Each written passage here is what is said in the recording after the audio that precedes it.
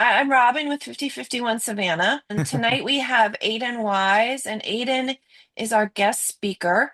Aidan is an acting major at SCAD from Yep. Palm Coast, Florida, and he's been acting for over 10 years. Over the summer, Aidan was a part of the Men for Choice Fellowship, where he learned about reproductive freedom, organizing techniques, and taught other men in his community about the fight. hmm Now he's working as a coordinator for the Men for Choice Fellowship Program, where he is helping new fellows get through the program and connect with their community. When Karen and I met Aiden a few weeks ago at a Vision and Volunteer event at Sentient Bean, we were very excited with what he could share with us, and we asked him to, and he has generously agreed. Aiden, take it away.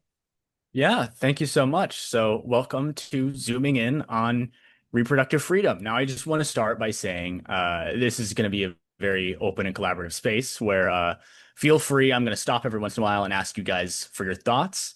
Of course, you don't have to. I'm more than welcome to just stand here and talk at you guys, but I'd love to hear what you guys think and make this just, a very welcoming space where we can all learn.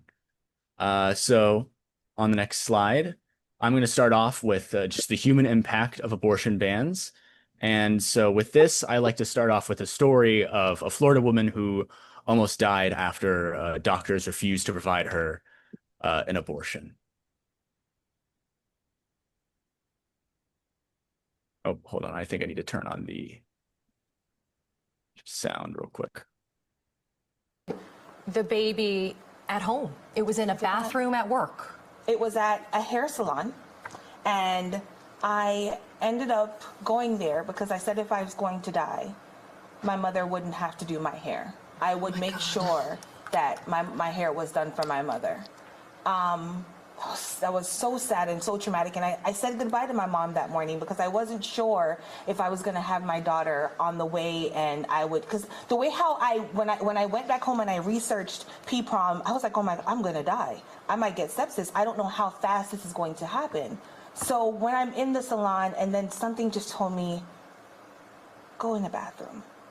And I went in the bathroom, and I sat down, and I just felt something just say, push. And I heard her hit the water.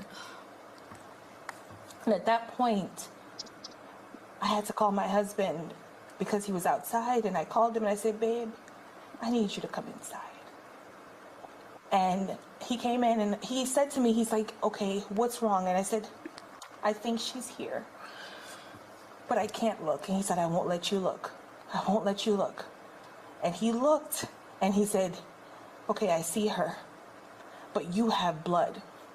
You were hemorrhaging to death. I started hemorrhaging, and I didn't realize it because there's so much adrenaline going through me, and I didn't know what else to do. And he just got on the phone and he called 911, and they rushed in and they grabbed me. They literally had to just grab so much cloth to hold up my blood. And they said, if you can just tense your body up to hold the blood, because if you release your body, you will continue to lose blood. And I said, well, can you take me to Coral Springs? They said, you're not going to make it to Coral Springs.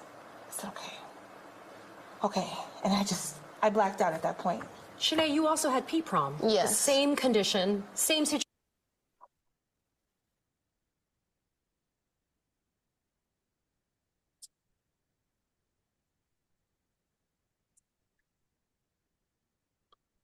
Just realized I was muted. The reason that we start off with that is because the human aspect is something that we want to focus on a lot because it's something that can get lost in the statistics. And now I'm going to talk a bit about the impact of rolling back rights and access. So disproportionate harm for low income people of color, trans folk, rural communities. Rolling back access, of course, hurts the most vulnerable among us. Loss of bodily autonomy equals loss of dignity and freedom. Of course, this is a human right for access to healthcare. And losing this is undignified, right? We want to make sure that women in our life are dignified and are free to have control over their bodies. Stigma causes shame and trauma. It can be very stigmatizing in the current landscape, even for women who get abortions. There can be a big feel of shame. They feel like it's something that they need to hide, when realistically it's just a medical procedure that has been done for a very long time, and only really in the past 20 years has become a topic of discussion for bans. Lack of healthcare access increases maternal and infant mortality. Now, this is a very big one because they fail to draw the line at what is acceptable. And as we saw with Anya Cook, um, there's a lot of circumstances where there could be a medical complication with a pregnancy, and they still won't be allowed to get an abortion. And this has already led to multiple deaths in multiple states of women who had extremely preventable uh, sicknesses or illnesses caused from pregnancy, which would have been easily helped with this simple medical procedure. Major health risks, including death, tied to delayed care. Much more likely to stay or slide into poverty. Um, a lot of people, a leading factor for abortions that aren't done strictly for medical reasons are because they cannot afford another child. And much more likely to stay in an abusive relationship, with domestic violence being the leading cause of death for pregnant women in the US. So abortion can often be a way that if a woman is in a dangerous situation with their partner and they get pregnant and they fear for their life, now they are no longer able to leave this situation, which is already such a horrible situation to begin with. And the choice to have an abortion is already such a hard one for the woman in general, having it be forced on them. And then it once again being forced to stay in that relationship can really be a detriment. So I'm going to go with a little bit of trivia here. And so I just like for everyone to say in the chat true or false. Your federal tax dollars can be used to fund abortions.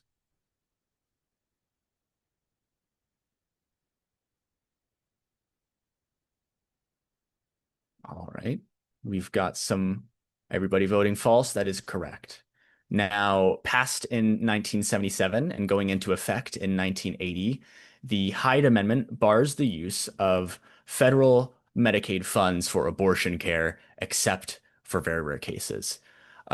Forces lower income people to choose between food, bills, and abortion. Now, let's say that we still had abortion legal in a lot of these states. Because of the Hyde Amendment, a lot of lower income families would not even be able to consider an abortion because it would be putting the rest of their children or the rest of their family or even their home at risk. So, yeah. Trivia number 2, abortions are a dangerous medical procedure. True or false?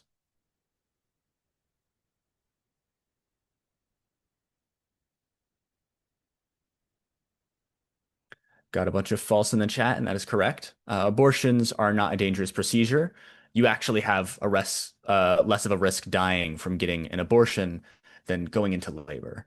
And medication abortions are also very safe, ironically safer than Viagra. Number 3, most people who get the procedure report that they regret having an abortion afterwards. True or false?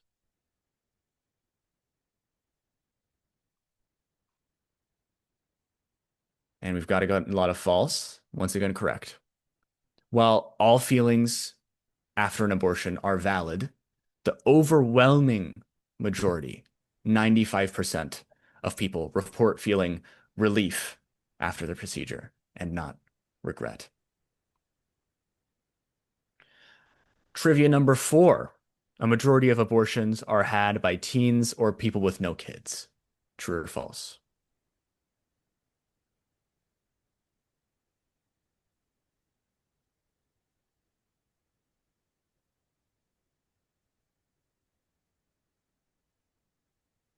This one is false. This one is actually, whenever I first saw it, one that surprised me. But the reality of people who are seeking abortion care in America, over 60% are already parents. A majority are in their late 20s, and 49% live below the poverty line. And this calls into effect a lie that we've been told. Now, a lot of the right wants you to believe that the people getting abortions are these young teenagers, just having sex willy-nilly and using, as they say, abortion as contraceptives. This is not true. This is just a blatantly false statement. Most people who look for abortions are people who actually already have kids and simply are unable to afford to have more children. And now that's something that I wouldn't call pro-life. If they really cared about these children, they would be putting these mothers in the position to, you know, care for this child. We would have better child care, right? We'd have maybe tax cuts for mothers. And so, speaking on this question, I'd like to ask everyone if they have any other thoughts on this trivia, because I know this one specifically is one that stood out to me whenever I first saw it.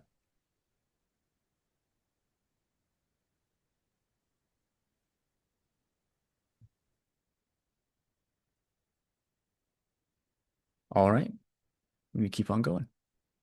So, trivia number five, most abortions are happening later in pregnancy. True or false?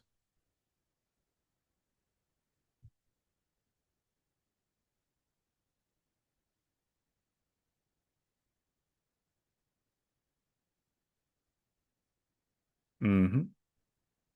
Yeah. This one is also false. Nearly 90% of abortions happen in the first trimester. Here is what a pregnancy looks like during that time frame. This is what they don't want you to see, right? For their purposes, they want you to think that a majority of abortions are having entire fully grown babies just getting ripped out of mothers, which one again is just once again is not what's happening. Uh, Most abortions happen before, right, they're past being, what we see here, which is at this point in development, just a clump of cells. And so motherhood is an extremely amazing thing. It's a miracle of the modern world still that we are able to have children. It's something that we can't recreate even if we tried. And Aiden, sorry, can I yeah, ask what the 4 week picture is? yeah, the 4 week picture, it's basically this is before all the cells come back together, right? I mean, I'm not an expert on Okay. uh conception, but from what I remember, it's basically this is all the cells multiplying before they come back together and start forming a cohesive mass. Okay. And of course, because of the procedure, they're kind of uh, pulled apart when it comes Mm. out. Okay, thank you. That makes sense. All right.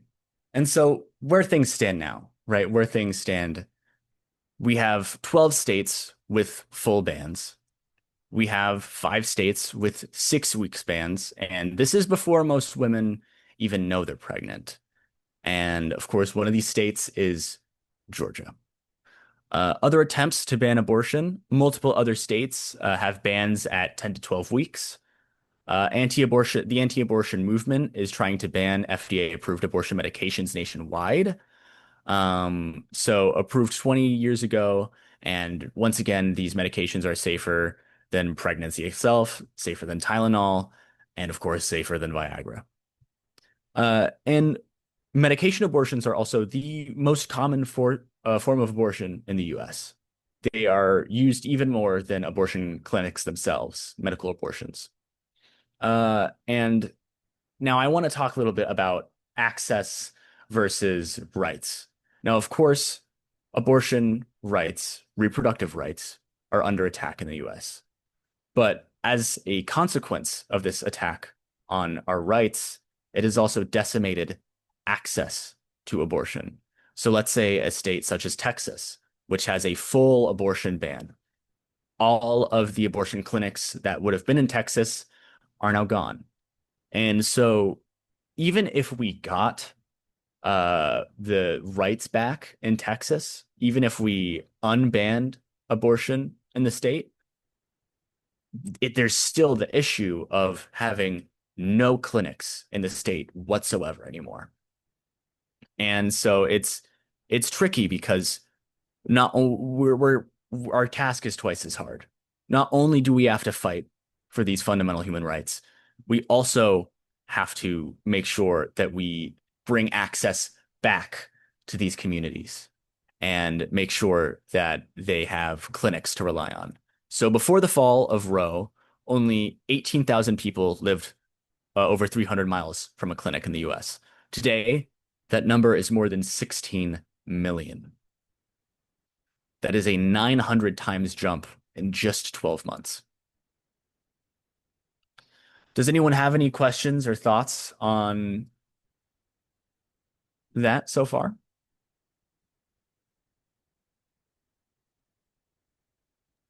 Sorry, All right. I'm going to ask you a Mhm. lot of questions that maybe That's are that's perfect. somewhat divergent.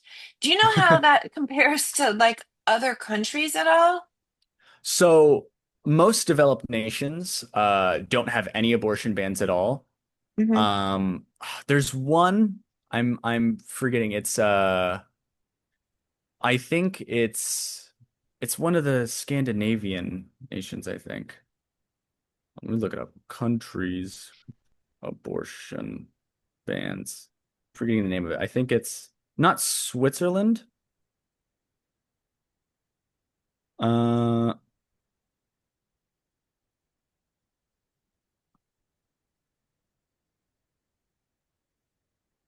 Man. Of course, it's not what we're focused on, right? We're focused on Right, the US, but right, right. a majority besides the US and I think it's Sweden or Switzerland, uh we are the only developed nation that is banning this procedure. So really we're basically the only ones, right, Yeah. that are even doing this in the world. Wow. What you probably don't know anything about not the laws also, but the access. Yeah. Hmm. Yeah, I mean, access is such a big thing that I think about too, because right, where we're fighting so hard, we're really pushing. Men for Choice has grown so much in the past 5 years. Uh, I remember the cohort I was in was double the size of the one before it. Hmm. Um, and it really just puts into perspective how far we've been pushed back, right? Other countries, like people from Europe, it doesn't make sense to them, right? You talk with them about it, and they simply don't understand why we would even do this, because to them, it's just healthcare. Healthcare. What about And keep mhm. going. Sorry. I'll wait till you're done. No, and it just it really it sucks that we've been put back so far, not just on the legislation, but also like on the physical storefronts. And again, now they're going after medical abortions too, which is I know that there's some activist groups that have been concealing like mailing medical abortions to women in states where it's banned, and they're trying to criminalize that as well. So even the people trying to discreetly mail this stuff could get prison time federally for what they're doing. So it's insane how far stuff has come. And the financing of it too must be a totally different issue, right? That must Hmm. be like, even if you could get somewhere, I would think that the financial help is not what it used to be. Well, there's no financial help at all from the Yeah. government for Yeah. abortion clinics. Not anymore. Uh, oh yeah, no, Zach, 100%. This is never. All right. So one thing that I like to think about is that if you asked someone if they were pro-life, right, pro-life 40 years ago, they'd think you're talking about the death penalty. The anti-choice movement as we know it today has been constructed as a way for to gain power, right? To gain political power and to control people. Because as we've seen increasingly in the past couple of years from the right, um, what they have been after is control. And the idea that abortion and reproductive freedom is anything but healthcare is a very new one. It is very new. So it's something that a lot of people never thought that we would have to fight for. And that's why Roe v. Wade was such a surprise whenever it happened, because it was something that so many people never believed would happen.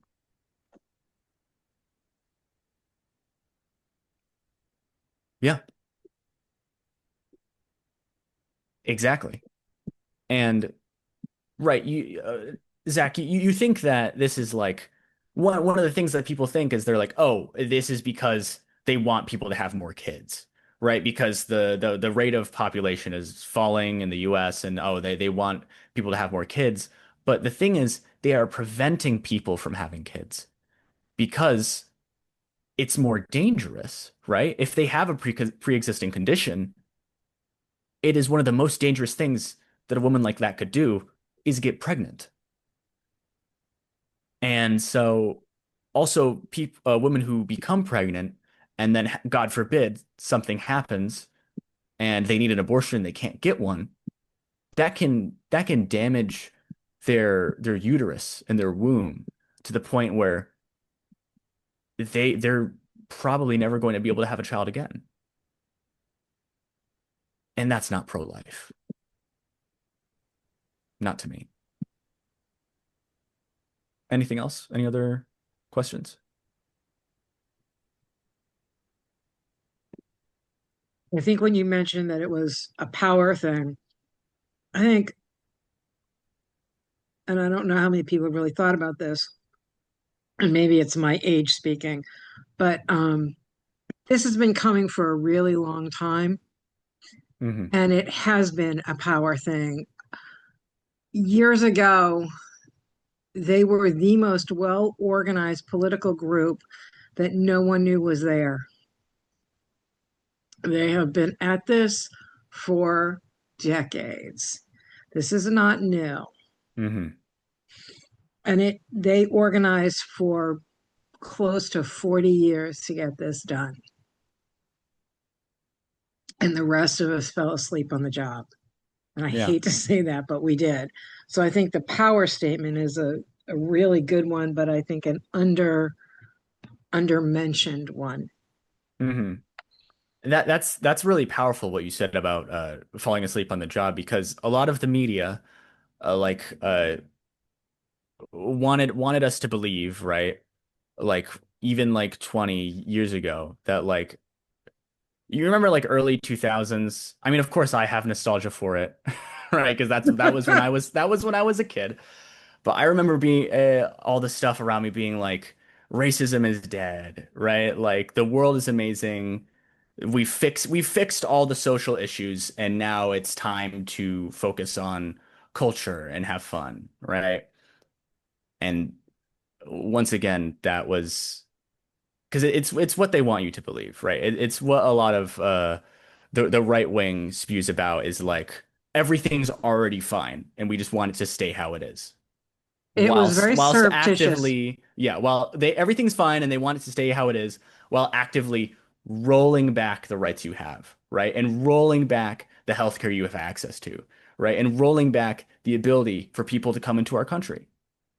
But they were so And surreptitious about it that I think that's why we fell asleep on the job, is that yeah. we thought we were safe with Roe v. Wade. Mhm. And I'm It- trying to remember, do you know the decision in Pennsylvania? Oh is it God. a recent one? It's post Wade. It's not as it's a little more restrictive than Wade. And I can't think of Roe v. Wade, but I can't think of what the heck it was. Hmm. I want to say Love People versus, but that's not right. That was a different decision. Hmm. I'll see if I can find it. Zach, you're right as well. Choice is, we are the majority, right? The pro-choice movement. It might not feel like it, partly because, as Men for Choice fights for, a lot of men who are pro-choice feel like they don't have stake in the fight, right? Or they feel like no uterus, no opinion, which is something that you'll hear sometimes. And in a perfect world, that would be true, right? In a perfect world, no uterus, no opinion, right? I'm not a woman. I can't have children. This isn't my fight. The sad reality that we live in is that the most active members of the anti-choice community are men, and they will never stop speaking out. They are the loudest people in this fight. And because of that, we can't be silent, right? We need men as well. Hmm. Exactly. All right. So I'm going to move us forward a little bit just to keep chugging along, make sure we make time. Here's just a little bit of a graphic that kind of shows uh, what's happened and the state of abortion access and reproductive rights in our country.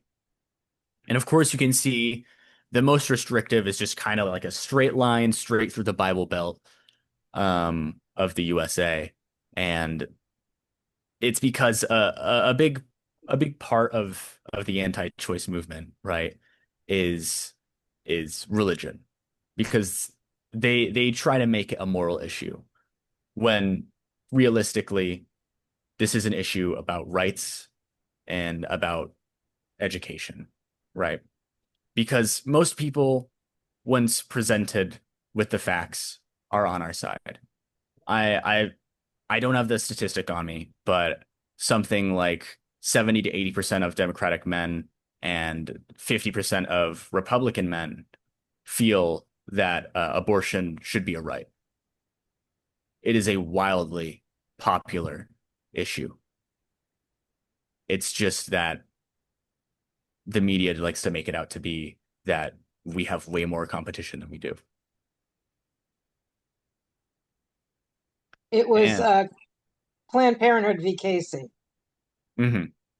That was the one that established the undue burden standard nationwide. That was the All right. precedent. Well, I'm going to go to the reality of abortions. This is just another video of a woman in Texas whose life was put in danger because of these laws. Amanda and Josh Zorofsky met in preschool, dated in high school, and 3 years ago they married in Texas and were thrilled to start a family. Then in August, when Amanda was 18 weeks, just 4 months pregnant, her water broke. Losing the amniotic fluid her baby needed to survive. Her doctor told her, "You're 100% for sure going to lose your baby." We just kept asking, isn't there anything we can do? Isn't there anything we can do? And the answer was no. And then, as she would later write on Instagram, the nightmare got worse. Her doctor said because of anti-abortion laws in Texas, they couldn't terminate the pregnancy, even though Amanda was at a high risk for developing a life-threatening infection. Texas law allows for abortion if the mother has a life-threatening physical condition that places her at risk of death or substantial impairment. But Texas lawmakers haven't spelled out what that means. They haven't said exactly when an abortion can be provided. A few days later, Amanda did develop an infection. I was shaking, my teeth were chattering. I was trying to tell Josh that I didn't feel good. Very quickly, she went downhill very, very fast. She was in a state I've never seen her in. The bacterial infection spreading through her body could have been prevented if she'd been provided an abortion. These barbaric laws prevented her from getting any amount of health care when she needed it. Finally, when her temperature hit 103 degrees, her doctors terminated the pregnancy. But Amanda was still sick. Her blood pressure crashed and she needed a blood transfusion. There's a lot of commotion. And I said, what's going on? And they said, we're moving you to the ICU. And I said, why? And they said, you're developing symptoms of sepsis. That was when I was really scared I was going to lose her. They named their daughter Willow, her ashes in this necklace. And now, Amanda may not be able to have another child because her uterus is so scarred from the infection, an infection that didn't have to happen. Amanda almost died. That's not pro-life. Amanda will have challenges in the future having more kids. That's not pro-life. Nothing about it feels pro-life. Now Amanda and Josh left heartbroken in the aftermath of Texas's anti-abortion laws. Elizabeth Cohen, CNN, reporting. CNN reached out to the Texas legislators who sponsored that. Now, I want to have a bit of a discussion of what you guys thought of that video and what'd you think of it?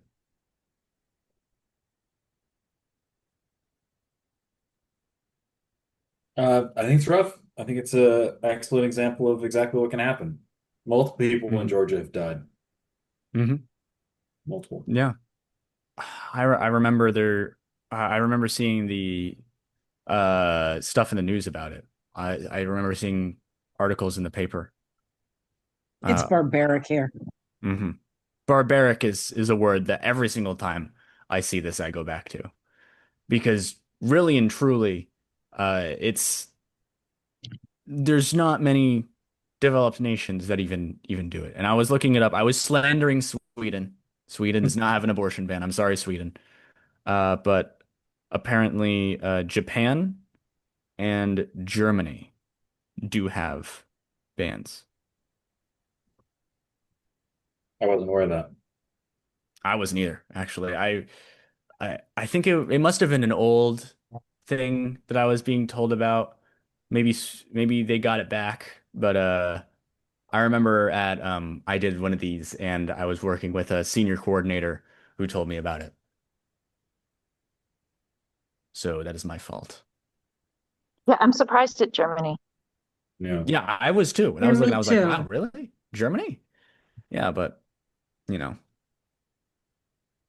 it's still a majority of developed nations just have no bans at all, or like have anything that you need to have be put in danger to ask for the procedure. All right.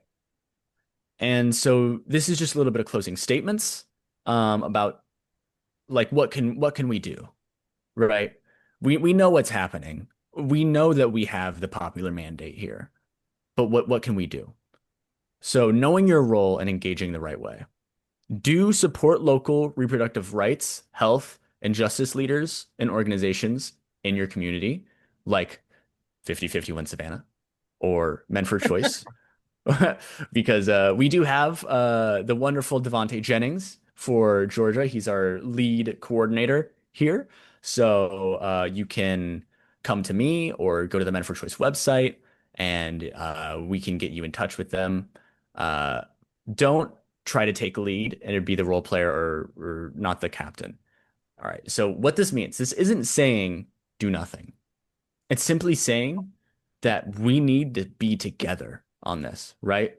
We need to have a developed front. It's much more powerful to have a group of people fighting for something than a bunch of individuals fighting for something. And so that's why we want you guys to first, before going straight to the front, making sure that you see what leaders are in your area and what organizations are in your area. Do call out anti-choice BS, sexist comments from your friends. This one's a bit more for the men in the room, but don't dismiss locker talk as harmless. You know, a lot of stuff that people end up believing is stuff that they hear parried as jokes. Stuff that wouldn't fly 10 years ago is being passed around as jokes nowadays. You know what I mean? Only support 100% pro-choice candidates and volunteer for them if you have the time. So yeah, if you see a candidate that you enjoy and they're pro-choice, make sure that not only do you vote for them, but if you have the time and the energy, that you can volunteer to help the cause. Don't compromise on this issue ever. Now, most Democrats, and I can't believe I have to now say most Democrats are pro-choice on this issue. So usually you're good as long as you're looking at Democratic candidates. I do know that there are a minority of Republican candidates who also are pro-choice, but usually it's the Democrats who are on the right side of the issue, though nowadays some of them, for some reason, choose to not be. Publicly share that you are pro-choice and why. I know that this is a big thing for me because, of course, I come from Florida. I come from a small town in Florida, which is a very, very Republican place. And I know that whenever I was never very open about politics at all on social media anywhere, literally like 6 months ago. And when I joined Men for Choice and I started posting and I started being more open about it, uh, I'd get random guy friends from high school coming out and just texting me like, this is really powerful, you know, because especially for men, we need more pro-choice men that are open about it in this fight because they seem to be absent, even though we know that the majority of us are on this side of the issue. It's just people don't see it.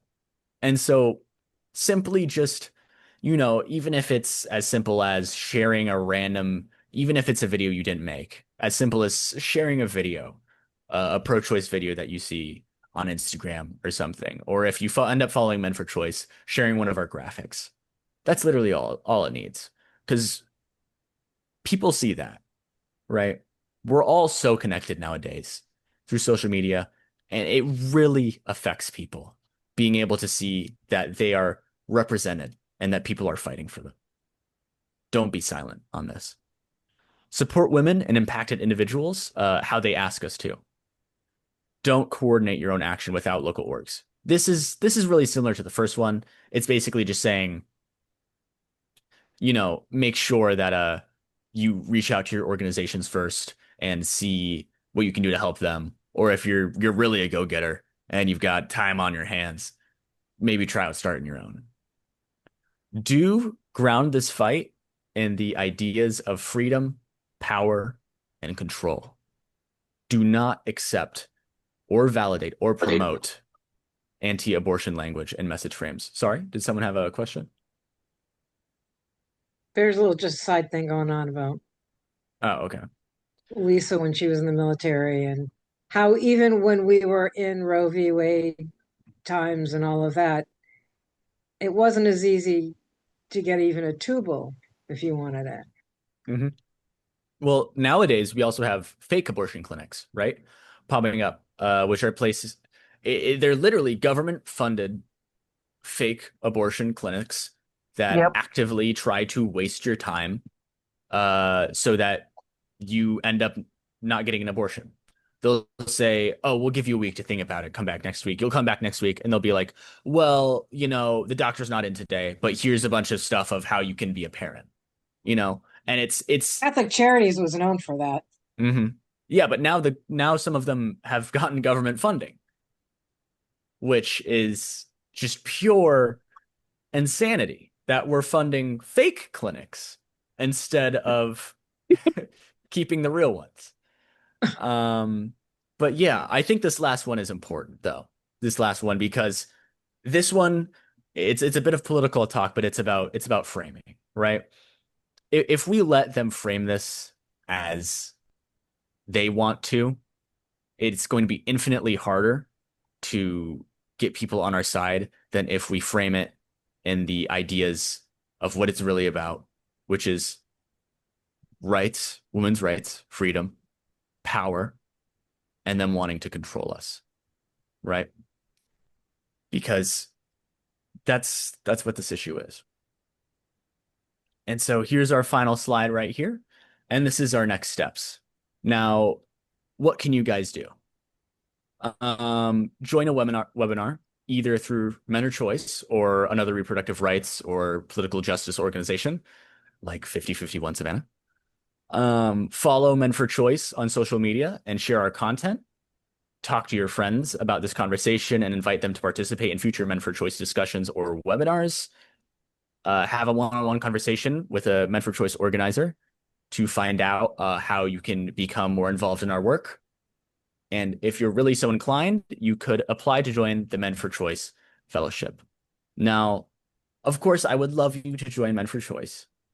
But what I want you guys to take away from this slide, especially since we've got a good amount of women in here as well,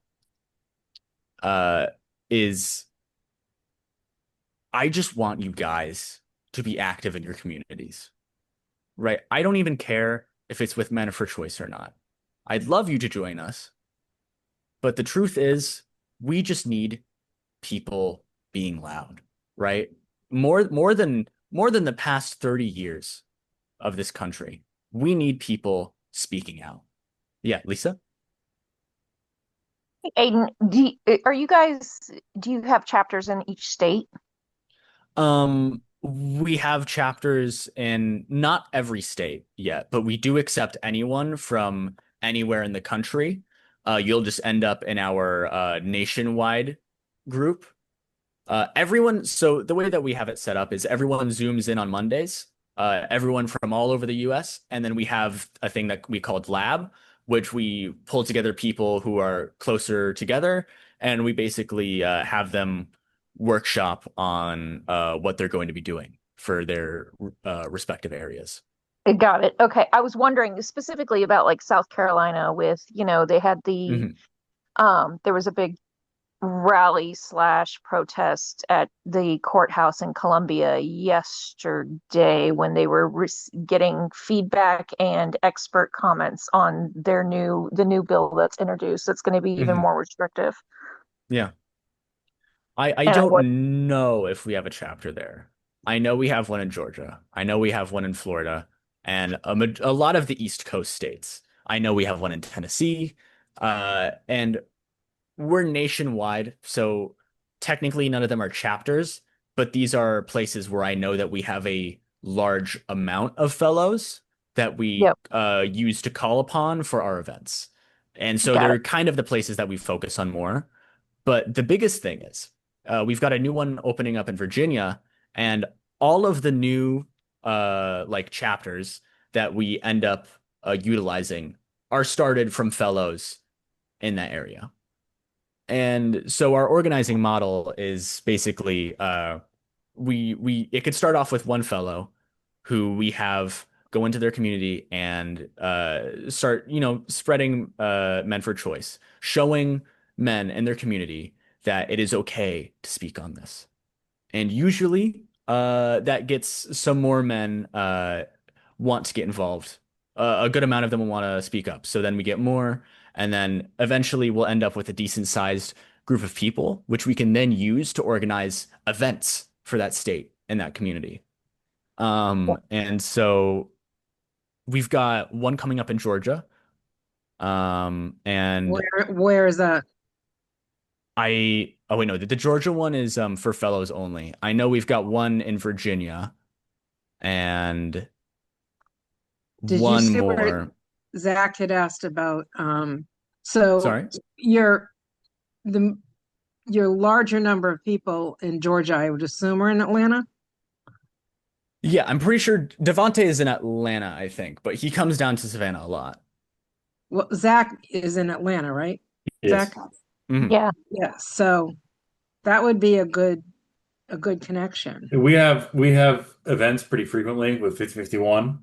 And quite frequently we have tables set up for different organizations, Mhm. and we'd love to have y'all bring out and set up a table. Yeah, I mean, Are you on Signal? yeah, I'm on Signal. All right. I put my Signal link in there. Send me a message and maybe we can get, or All right. feel free to pass it on to however you want to do it. Let me Yeah, connect the I'd dots. give it to Devonte, yeah. Aidan, Zach is on the board of 5051 Georgia. Okay. So, yeah, connect those Yeah, dots a little bit. I'm also on the board. I was going to say, so is Lisa. Yeah. You got a good audience there, Aidan. And then I am located in Augusta, and we have a Augusta. 5051 Augusta also. So, and we work closely with South Carolina. So Yeah. we had a group of people who went yesterday to Columbia to support the event there. So if you have connections, pass them our way. Oh, of course. I mean, I know we have a lot of people in Georgia. I know some of our biggest states are always Florida, Georgia. Those are really the only two I've worked with. So I don't remember. I really right. only worked with No worries. Devonte and Facey. Because it's big, you know. I haven't met with all the states, but I know Virginia's up and coming. I know that one. Well, I've worked with them a little bit.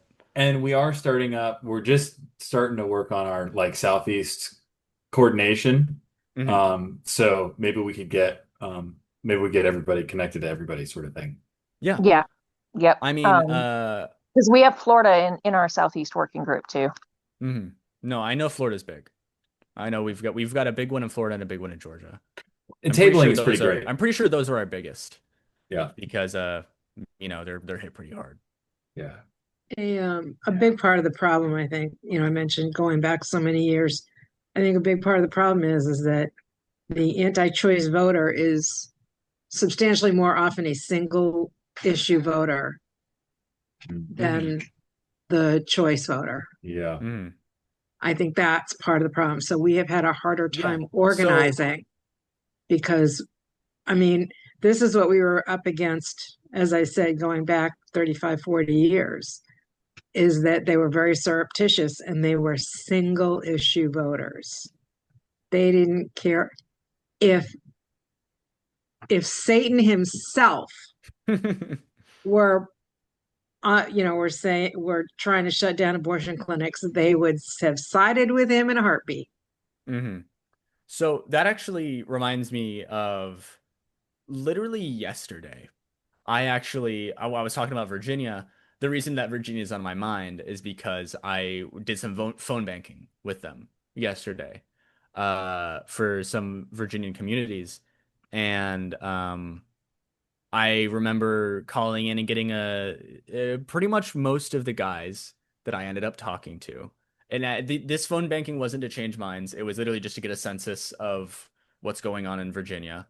A majority of them said that they were pro-choice. They believed that abortion, even if some restrictions should be given, a majority of them said that it did not affect the way that they voted at all. And that's another big thing. Because That's even exactly though it. a majority of men are pro-choice on this issue, they're not going to. It's not one that's going to change their mind. Yeah. And that's and then the thing that came up every single time when I asked why was the economy. And at least we can know that the economy is in hands. Well, and I think that there's been little hands. Small ones at that. Yeah. Yeah. Zach, great minds think alike. Yeah. Tiny hands. And I think part of it too, though, is that we fell into complacency because the law was with us for so long that we weren't fighting it. We had no fight to fight. So we didn't need to organize our side. It's like, oh, we got the world's perfect. We fixed everything. Our job's done. You know what I mean? Well, yeah. And honestly, I mean, I worked on a gubernatorial campaign in Massachusetts in 89, 90. And we went in I made all the phone calls I was supposed to make. I got the feeling who was undecided, who, from the caucuses and everything else, who was undecided, who was going, with us, blah, blah, blah. We got there.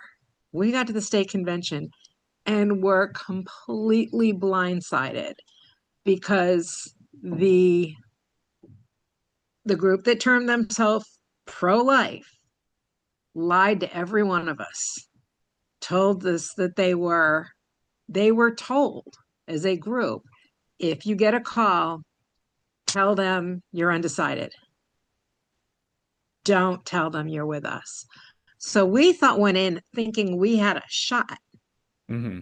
And we were destroyed and completely blindsided.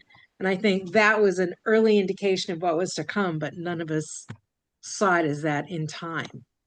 Mm-hmm. Yeah. That's been, as I said, these were all single issue voters. Yeah. It's also, nowadays it's so hard to get the truth out there. The disinformation, the fact that we can't trust our own government anymore.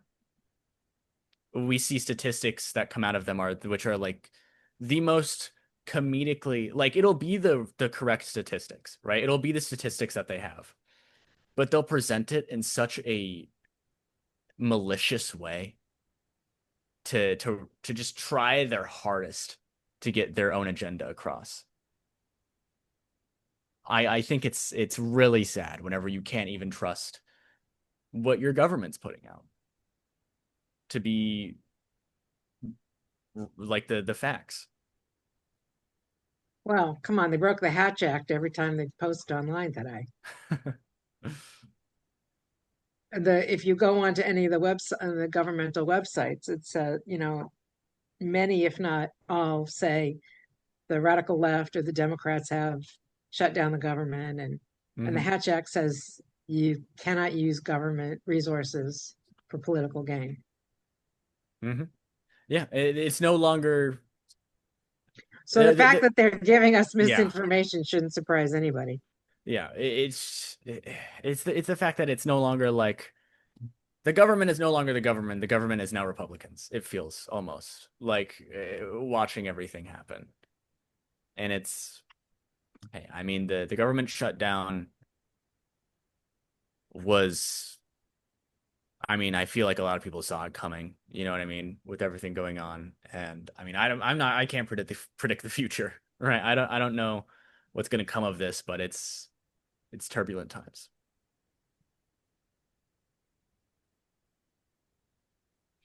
Turbulence is opportunity, though.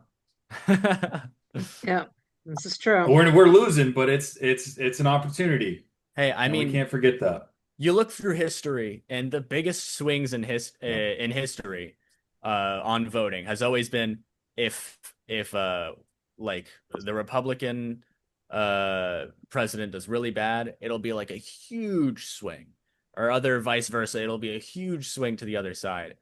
Because a lot of the times the median voter doesn't pay too much attention, right? And it'll just be like, oh, well, this year was really bad, so I'm going to go to the other guy. You know what I mean? Well, it's kitchen table. Mm-hmm. Or as, what's his name? Carville, it's the economy, stupid. Yeah. That was the catchphrase. It's the economy, stupid. Yeah. Well, thank you guys all so much for coming out. If you have anything else you'd like to... Oh, sorry. I was just going to say, I want to say thank you so much. And thank you, Robin and Karen, for putting this on. What can we do within Georgia, considering that we're in a state where we can't petition to have something be placed on the ballot, or other than, obviously supporting and voting for individuals who are pro-choice? Is there other actions we can take legislatively? I can't speak right now. Do you understand what I'm asking? Yeah. Really, besides your vote, the most that we can do is make sure that we show as much of a front as we can for our side.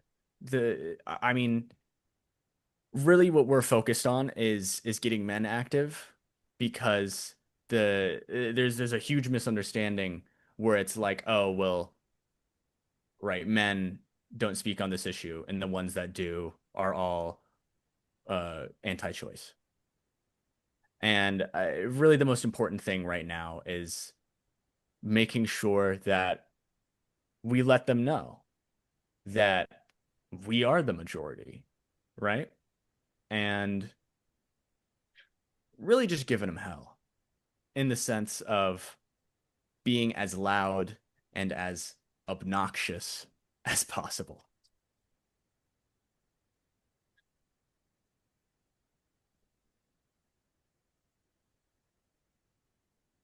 Aidan, thank you so much for being willing to do this. I think it was really good for all of us who attended, to hear about your experiences and to find out a little bit more about what we can do. I really appreciate it.